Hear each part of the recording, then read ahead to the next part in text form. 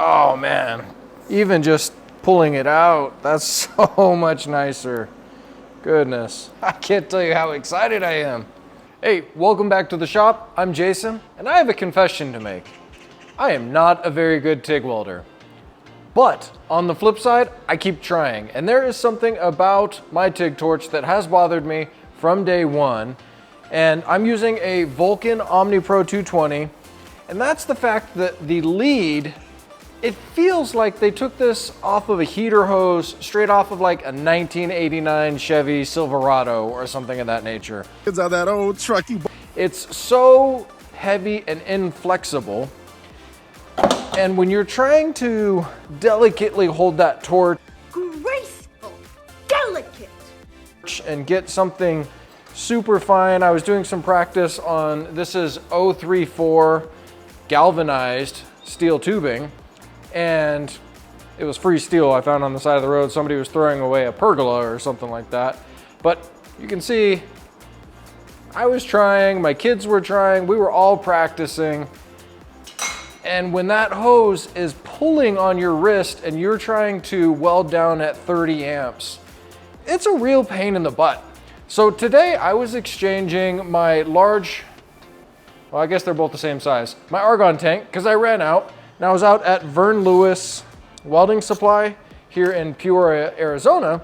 And for anybody who's guessing how much a 155 liter tank to exchange is right now, it was $57.17 for the exchange, $65.58 total with tax. I don't know if that's good. Let me know down in the comments, is it cheaper where you are? Last year, I keep a little sticker on my tanks that tells me when I replaced it. I paid $52 to fill it up. This year's $57. So, I don't know. Things have gotten more expensive. That may or may not be better. Either way, I'm chatting up the guy there, and he's super helpful. He has the Vulcan TIG machine, and what he said was he bought this CK Worldwide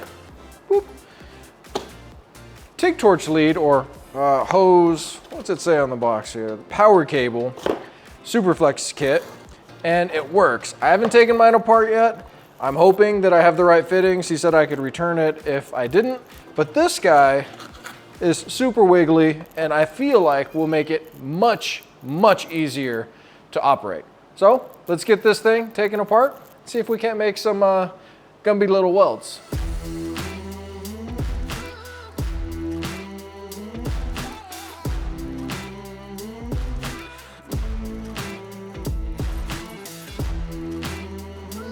So first things first, I tend to drop these things when I'm moving them around. I'm gonna go ahead and just take apart my head here. That way I don't break the cup.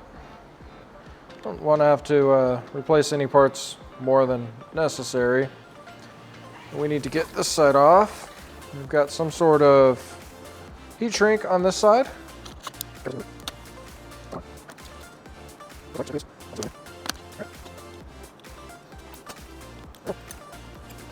Now, this is probably standard.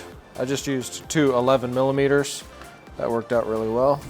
I suppose this is the moment of truth. These both look the same. All right, that's pretty exciting. So I was told not to over tighten these. They are I'm guessing brass compression fitting. And if you do, you run the risk of cracking your fitting. So before I go installing that side, I guess that tells me that this will take a standard, at least nozzle style torch head. That's cool. We need to get this side off because I need my DINS connector. So this needs to get slid off this way, I think. There's no really other way to get it off, and then it'll unscrew inside. See, to facilitate trying to get this thing off, I'm going to put a dab of WD-40 in there. Just pry around. I don't have soft jaws for my vise, so see what I can make work here. There it is. A little WD-40 did the trick. A bit of corrosion in there. Wonder if there was a leak or if it was building up moisture. All right, 21 and 11 again. Not very tight at all. Slide the DINs off. Now, put this in the maybe later pile. Here's a quick visual reference. Smaller outside diameter and what looks like a nylon sheathing instead of just the rubber. And this is so much more flexible. I think this is gonna make a big difference. Put your boot on first. Make sure that everything is clean inside there. Like I said before, it's a compression fitting, so you just need to go snug, and then we can leak test it.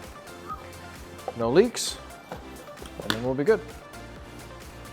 I think I might have something to seal down on there. Let me go look. Perfect score. Little heat shrink for a battery cable. Oh man, I'm so excited about this. There is nothing more than trying to TIG weld and dipping 400 times with frustration. I know I just need more practice. Oh shucks, I'm glad I didn't heat shrink it yet. That's got to go on. Get the DIN side hooked up. Alright, this side's hooked up. Fresh bottle. There it is. I don't see any bubbles there. That's acceptable. Now, before you put it together, make sure everything is clean and dry. That way we don't get any corrosion in there. Get our DINS cap back on. There's these little teeth that line up with the outside. And it just slides in there.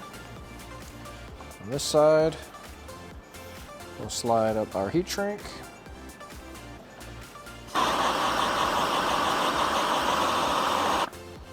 Like I was never in there. And to cap it off, our in lead. Nice. Whoop. Got pressure. Yay! So I couldn't in good conscience put on a new welding piece and not try it. I mean, it's just a hose, but I'm sure it'll feel different. So onto the metal. Whenever I go to the steel yard to get something, I always check the plasma table cutoff bin or drop bin. And last time I was there, I picked up like 25 of these little squares for, I don't know, anything, practice. These are 1/8 inch,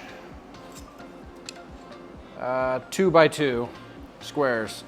So this is what I'm gonna use today to give her a shot. Oh man, even just pulling it out, that's so much nicer. Goodness. I can't tell you how excited I am. I also recognize that my weld will probably still suck, FYI. Wow.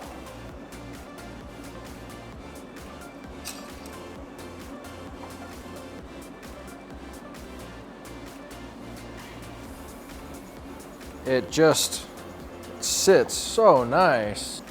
So I'm at 130 amps, gonna run the pedal.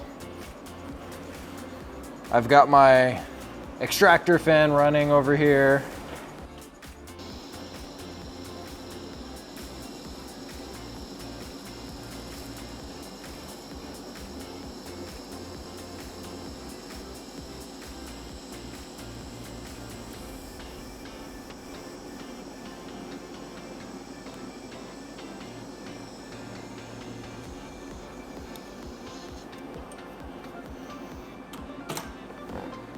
Well, without a doubt, I could absolutely feel when my hand was in a wonky position, but I didn't feel the hose pulling on me. I did say I don't really know what I'm doing, so please don't be too harsh on the weld. feel like the heat, obviously there wasn't enough heat dear on the base metal, more on the top, too much down here. I needed to go a little faster. I hung out too long. Any other criticism down in the comments, let me know. I could use the help. So this confirms it. I couldn't really find the information myself. Maybe I just wasn't looking hard enough. The CK Worldwide TIG power cable, 12.5 foot one piece Superflex line, part number 57Y01RSF, fits the Vulcan Omnipro TIG setup. I'm running a Lincoln torch on my MIG, a 15 foot, and I extended my ground cable to 20 foot. I have another ground clamp for it I just haven't put on. If you guys have questions about the way that I have my Vulcan set up here, or you want to see these other parts, let me know down in the comments. Otherwise, take a look at some of my other videos. I reviewed my kind of the welder, my toolbox setup in another video. I'll link it up here. Like, subscribe, comment, do those things. I really appreciate it. It does help the channel. I'm going to be doing a fence project here shortly on the side of my RV garage, but I'm going to put that over on my other channel. So if you haven't gone over there, I'll put that down in the description. It is a Phoenix real estate channel, but it's a whole bunch of house DIY projects as well, including what will be extending my RV gate 9 inches to give me some more blockage on the side and refacing it. For anybody that has seen the insulation video here in the shop, I still don't have AC. Mr. Cool, hey man, as a company, if you want to sponsor me, I would love to put in one of your units. But the insulation is helping both in the doors and in the walls. You can see I even blocked the windows up there. It's 105 outside the shop. Inside, we're looking at about 88 right now. I have my swamp cooler there at the door, blowing some sort of cold air. A lot of humidity in the shop. Definitely better than being outside. Hey, thanks again for watching. I'll see you in the next video.